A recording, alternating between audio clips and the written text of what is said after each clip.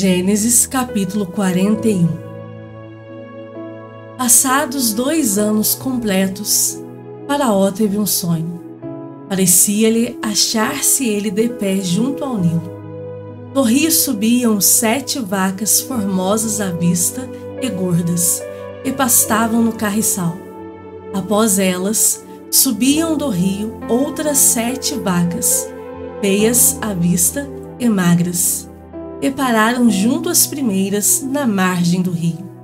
As vacas feias à vista e magras comiam as 7 formosas à vista e gordas. Então acordou Faraó. Tornando a dormir, sonhou outra vez.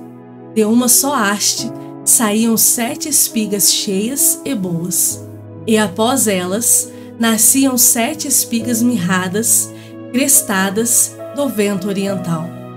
As espigas mirradas devoravam as 7 espigas grandes e cheias. Então acordou Faraó. Fora isto um sonho.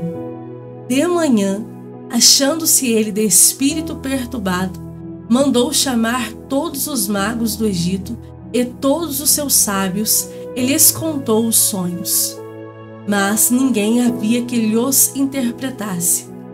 Então disse a Faraó o copeiro-chefe: Lembro-me hoje das minhas ofensas.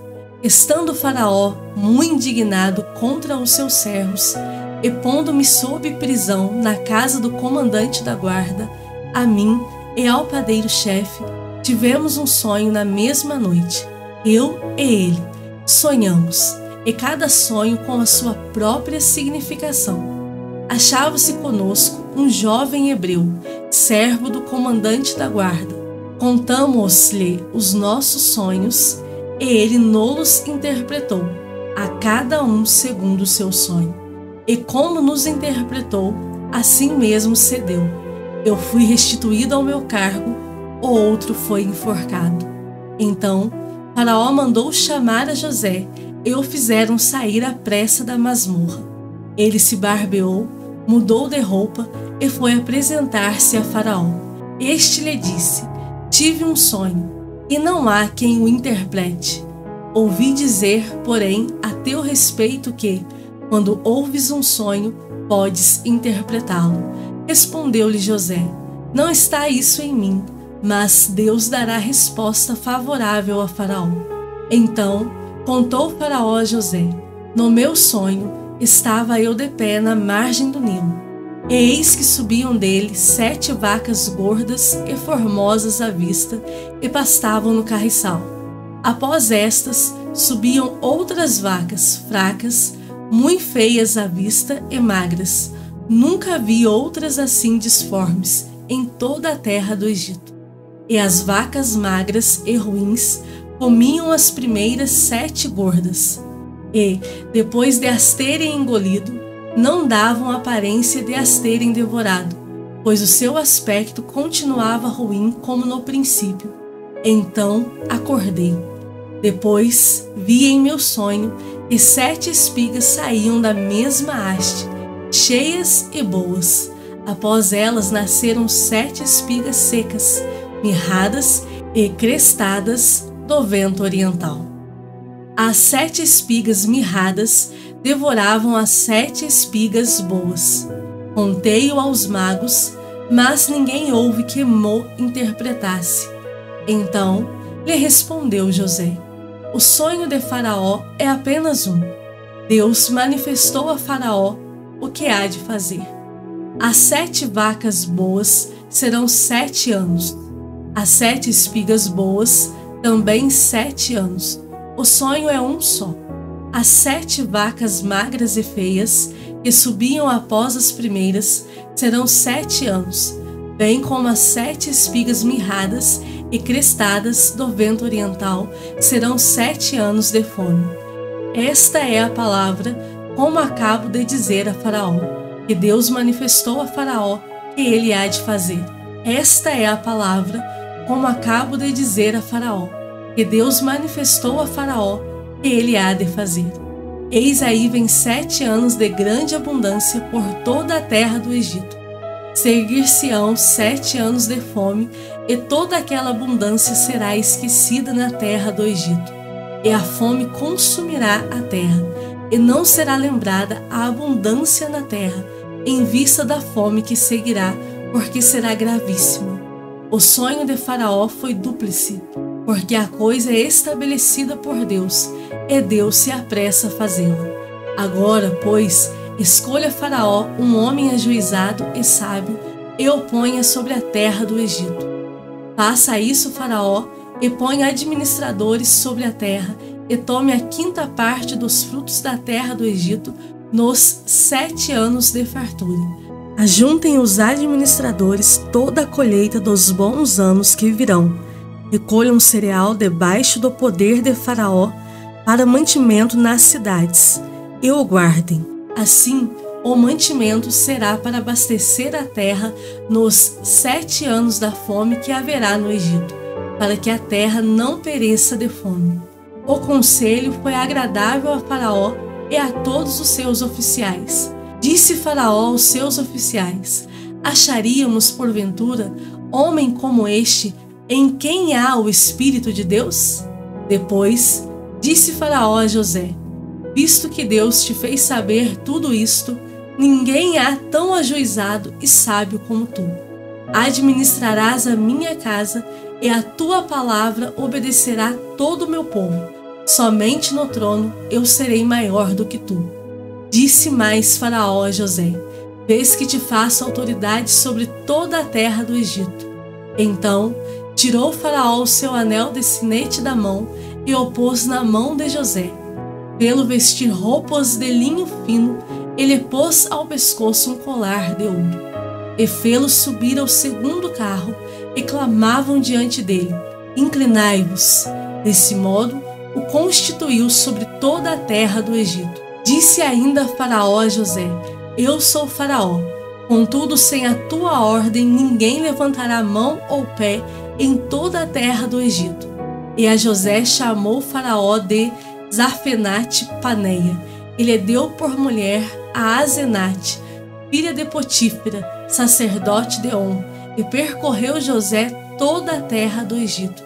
Era José da idade de 30 anos, quando se apresentou a Faraó, rei do Egito, e andou por toda a terra do Egito.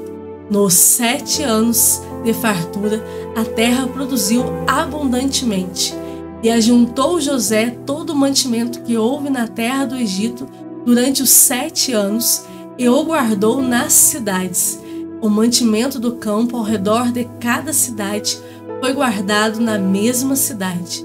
Assim, ajuntou José muitíssimo cereal, como a areia do mar, até perder a conta, porque ia além das medidas. Antes de chegar a fome, nasceram 2 filhos a José, os quais lhe deu Asenate, filha de Potífera, sacerdote de On. José ao primogênito chamou de Manassés, pois disse: Deus me fez esquecer de todos os meus trabalhos e de toda a casa de meu pai. Ao segundo chamou-lhe Efraim, pois disse: Deus me fez próspero na terra da minha aflição. Passados os 7 anos de abundância que houve na terra do Egito, começaram a vir os 7 anos de fome, como José havia predito. E havia fome em todas as terras, mas em toda a terra do Egito havia pão. Sentindo toda a terra do Egito a fome, clamou o povo a Faraó por pão, e Faraó dizia a todos os egípcios: Ide a José, o que ele vos disser, fazei. Havendo, pois, fome sobre toda a terra, abriu José todos os celeiros e vendia aos egípcios, porque a fome prevaleceu na terra do Egito. E todas as terras vinham ao Egito para comprar de José, porque a fome prevaleceu em todo o mundo. Gênesis capítulo 42. Sabedor Jacó de que havia mantimento no Egito, disse a seus filhos: Por que estáis aí a olhar uns para os outros? E ajuntou: Tenho ouvido que há cereais no Egito. Descei até lá e comprai-nos deles, para que vivamos e não morramos. Então desceram 10 dos irmãos de José para comprar cereal do Egito. A Benjamim, porém, irmão de José, não enviou Jacó na companhia dos irmãos, porque dizia, para que não lhe suceda acaso algum desastre. Entre os que iam, pois, para lá, foram também os filhos de Israel, porque havia fome na terra de Canaã. José era governador daquela terra. Era ele quem vendia a todos os povos da terra. E os irmãos de José vieram e se prostraram rosto em terra perante ele. Vendo José a seus irmãos, reconheceu-os, porém não se deu a conhecer. Ele lhes falou asperamente. Ele lhes perguntou: de onde vindes? Responderam: da terra de Canaã, para comprar mantimento. José reconheceu os irmãos, porém eles não o reconheceram. Então se lembrou José dos sonhos que tivera a respeito deles. Ele lhes disse: vós sois espiões e viestes para ver os pontos fracos da terra. Responderam-lhe: não, senhor meu, mas vieram os teus servos para comprar mantimento. Somos todos filhos de um mesmo homem, somos homens honestos. Os teus servos não são espiões. Ele, porém, lhes respondeu: nada disso. Pelo contrário, viestes para ver os pontos fracos da terra. Eles disseram: nós, teus servos, somos 12 irmãos, filhos de um homem na terra de Canaã. O mais novo está hoje com o nosso pai, outro já não existe. Então lhes falou José: e como já vos disse, sois espiões. Nisto sereis provados. Pela vida de Faraó, daqui não saireis, sem que primeiro venha o vosso irmão mais novo. Enviai um dentre vós, que traga vosso irmão. Vós ficareis detidos, para que sejam provadas as vossas palavras, se há verdade no que dizeis, ou se não, pela vida de Faraó sois espiões. E os meteu juntos em prisão 3 dias. Ao terceiro dia, disse-lhes José: fazei o seguinte e vivereis, pois temo a Deus. Se sois homens honestos, fique detido um de vós na casa da vossa prisão. Vós outros ide, levai cereal para suprir a fome das vossas casas, e trazei-me vosso irmão mais novo, com que serão verificadas as vossas palavras, e não morrereis. E eles se dispuseram a fazê-lo. Então disseram uns aos outros: na verdade, somos culpados no tocante a nosso irmão, pois lhe vimos a angústia da alma quando nos rogava, e não lhe acudimos, por isso nos vem esta ansiedade. Respondeu-lhes Rúben: não vos disse eu, não pequeis contra o jovem? E não me quisestes ouvir, pois vedes aí que se requer de nós o seu sangue. Eles, porém, não sabiam que José os entendia, porque lhes falava por intérprete. E, retirando-se deles, chorou. Depois, tornando, lhes falou. Tomou a Simeão dentre eles e o algemou na presença deles. Ordenou José que lhes enchessem de cereal os sacos, e lhes restituíssem o dinheiro, a cada um no saco de cereal, e o suprissem de comida para o caminho, e assim lhes foi feito. E carregaram o cereal sobre os seus jumentos e partiram dali. Abrindo um deles o saco de cereal para dar de comer ao seu jumento na estalagem, deu com o dinheiro na boca do saco de cereal. Então disse aos irmãos: devolveram o meu dinheiro, aqui está na boca do saco de cereal. Desfaleceu-lhes o coração, e atemorizados, entreolhavam-se, dizendo: que é isto que Deus nos fez?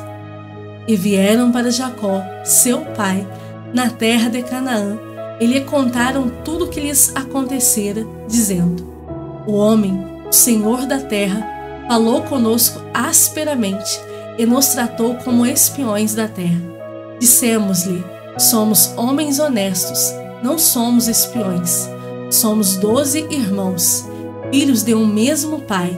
Um já não existe, e o mais novo está hoje com nosso pai na terra de Canaã. Respondeu-nos o homem, o Senhor da terra: Nisto conhecerei que sois homens honestos. Deixai comigo um de vossos irmãos. Tomai o cereal para remediar a fome de vossas casas e parti. Trazei-me vosso irmão mais novo, assim saberei que não sois espiões, mas homens honestos. Então vos entregarei vosso irmão e negociareis na terra. Aconteceu que, despejando eles os sacos de cereal, eis cada um tinha sua trouxinha de dinheiro no saco de cereal. E viram as trouxinhas com dinheiro, eles e seu pai, e temeram. Então lhes disse Jacó, seu pai: Tendes-me privado de filhos. José já não existe, Simeão não está aqui, e ides levar a Benjamim. Todas estas coisas me sobrevêm. Mas Ruben disse a seu pai: Mata os meus 2 filhos, se tu não tornar a trazer. Entrega-mo, e eu te restituirei. Ele, porém, disse: Meu filho não descerá convosco. Seu irmão é morto, e ele ficou só. Se lhe sucede algum desastre no caminho por onde fordes, fareis descer minhas cãs com tristeza à sepultura. Salmos de número 21. Na tua força, Senhor, o rei se alegra, e como exulta com a tua salvação.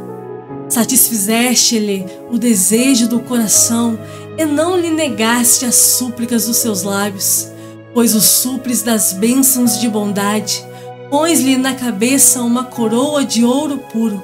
Ele te pediu vida, e tu lhe a deste, sim, longevidade para todo o sempre. Grande lhe é a glória da tua salvação, de esplendor e majestade o sobrevestiste, pois o puseste por bênção para sempre e o encheste de gozo com a tua presença. O rei confia no Senhor e pela misericórdia do Altíssimo jamais vacilará. A tua mão alcançará todos os teus inimigos, a tua destra apanhará os que te odeiam. Tu os tornarás como em fornalha ardente, quando te manifestares. O Senhor, na sua indignação, os consumirá, o fogo os devorará. Destruirás da terra a sua posteridade e a sua descendência de entre os filhos dos homens. Se contra ti intentarem o mal e urdirem intrigas, não conseguirão efetuá-los, porquanto lhes farás voltar as costas e mirarás o rosto deles com o teu arco. Exalta-te, Senhor, na tua força, nós cantaremos e louvaremos o teu poder. Marcos, capítulo 1. Princípio do Evangelho de Jesus Cristo, Filho de Deus. Conforme está escrito na profecia de Isaías: Eis aí envio diante da tua face o meu mensageiro, o qual preparará o teu caminho. Voz do que clama no deserto: preparai o caminho do Senhor, endireitai as suas veredas. Apareceu João Batista no deserto, pregando batismo de arrependimento para a remissão de pecados. Saíam a ter com ele toda a província da Judéia e todos os habitantes de Jerusalém, e, confessando seus pecados, eram batizados por ele no Rio Jordão. As vestes de João eram feitas de pelos de camelo, ele trazia um cinto de couro e se alimentava de gafanhotos e mel silvestre. E pregava dizendo: Após mim vem aquele que é mais poderoso do que eu, do qual não sou digno de, curvando-me, desatar-lhe as correias das sandálias.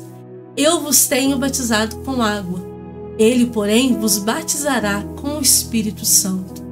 Naqueles dias veio Jesus de Nazaré, da Galileia, e por João foi batizado no Rio Jordão.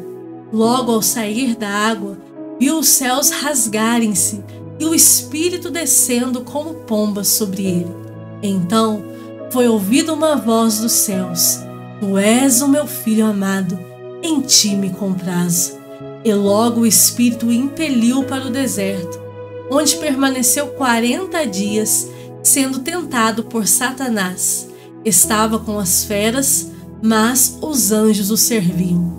Depois de João ter sido preso, foi Jesus para Galiléia, pregando o Evangelho de Deus, dizendo: o tempo está cumprido, e o reino de Deus está próximo. Arrependei-vos e crede no Evangelho. Caminhando junto ao mar da Galiléia, viu os irmãos Simão e André, que lançavam a rede ao mar, porque eram pescadores. Disse-lhes Jesus: vinde após mim, e eu vos farei pescadores de homens. Então, eles deixaram imediatamente as redes e o seguiram. Pouco mais adiante, viu Tiago, filho de Zebedeu, e João, seu irmão, que estavam no barco consertando as redes. E logo os chamou, deixando eles no barco a seu pai Zebedeu com os empregados, seguiram após Jesus. Depois entraram em Cafarnaum, e logo no sábado foi ele ensinar na sinagoga. Maravilhavam-se da sua doutrina, porque os ensinava como quem tem autoridade e não como os escribas. Não tardou que aparecesse na sinagoga um homem possesso de espírito imundo, o qual bradou: que temos nós contigo, Jesus Nazareno? Vieste para perder-nos? Bem sei quem és, o Santo de Deus. Mas Jesus o repreendeu, dizendo: cala-te e sai desse homem. Então o espírito imundo, agitando-o violentamente e bradando em alta voz, saiu dele. Todos se admiraram, a ponto de perguntarem entre si: que vem a ser isto? Uma nova doutrina. Com autoridade ele ordena aos espíritos imundos, e eles lhe obedecem. Então correu célere a fama de Jesus em todas as direções, por toda a circunvizinhança da Galiléia. E, saindo eles da sinagoga, foram, com Tiago e João, diretamente para a casa de Simão e André. A sogra de Simão achava-se acamada, com febre, e logo lhe falaram a respeito dela. Então, aproximando-se, tomou-a pela mão, e a febre a deixou, passando ela a servi-los. À tarde, ao cair do sol, trouxeram a Jesus todos os enfermos e endemoniados. Toda a cidade estava reunida à porta.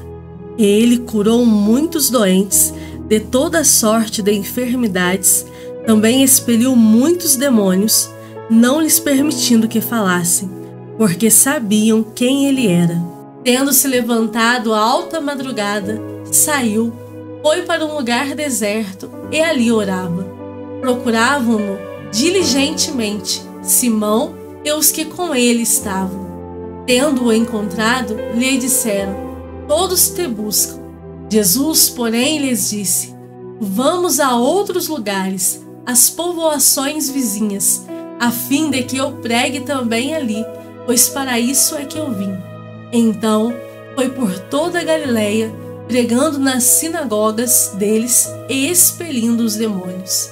Aproximou-se dele um leproso, rogando-lhe, de joelhos: se quiseres, podes purificar-me. Jesus, profundamente compadecido, estendeu a mão, tocou-o e disse-lhe: quero, fica limpo. No mesmo instante, lhe desapareceu a lepra e ficou limpo. Fazendo-lhe então veemente advertência, logo o despediu. Ele disse: olha, não digas nada a ninguém, mas vai, mostra-te ao sacerdote e oferece pela tua purificação o que Moisés determinou, para servir de testemunho ao povo. Mas, tendo ele saído, entrou a propalar muitas coisas e a divulgar a notícia, a ponto de não mais poder Jesus entrar publicamente em qualquer cidade, mas permanecia fora, em lugares ermos, e de toda a parte vinham ter com ele.